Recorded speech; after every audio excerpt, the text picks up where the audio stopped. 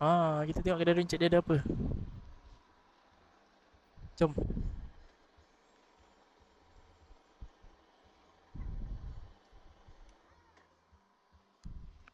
Allah Akbar. Bukan slipper eh? Bukan kasut eh? Betul? Ada apa kak makan-makan? Oh ni ada jajan-jajan. Ada beras, basic-basic lah. Roti-roti ada kak? Habis.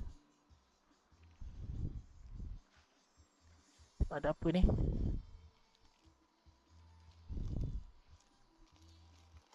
Oh ni okey lah ni. Kan ni satu berapa? 5% satu. Semua sama ya 5%?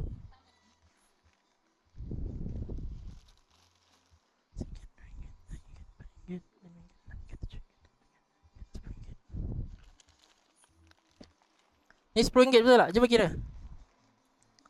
RM1, RM2, RM3, RM4, RM5, RM6, RM7, RM8, RM9, RM10. Betul? Tapi satu saya nak tukar. Saya nak mami.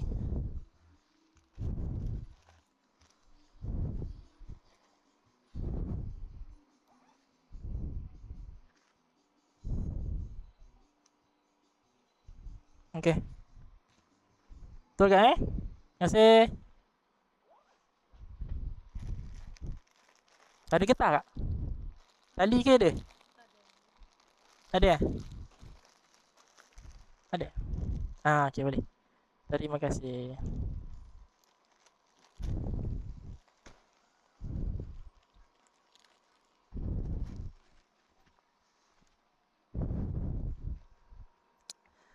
Okay, so aku beli ni. Nanti tengok lah aku jumpa budak-budak. Aku bagilah.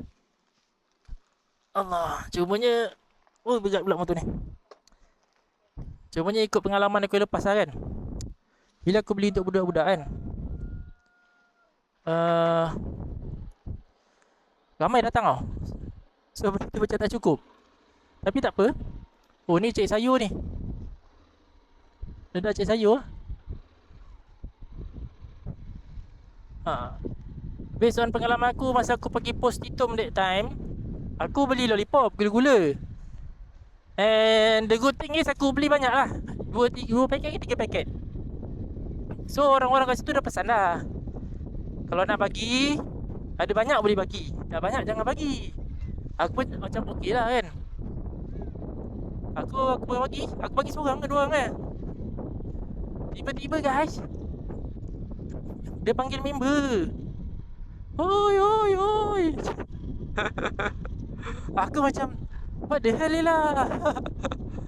Lepas tu cakap cukup tak cukup ni. Aku terus bagi lah. Aku cakap ni siapa tak dapat nasib lah, ni je ada. Lepas tu aku terus bagi dia laju. Lepas tu dah habis kan. Ada lagi yang daripada rumah-rumah lain datang lari tau, nak kejar. Benda tak ada. So aku terus start motor, aku caw.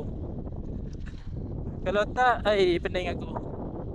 Itulah, so ni insyaAllah lah ada 20 cukup lah kot. Okay, so ini mana tadi jalan aku lalu ni. Allah Akbar. Lepas tu lalu atas tadi dah betul. Lalu bawah ni silap pula, tak apa. Bismillahirrahmanirrahim, ni kot.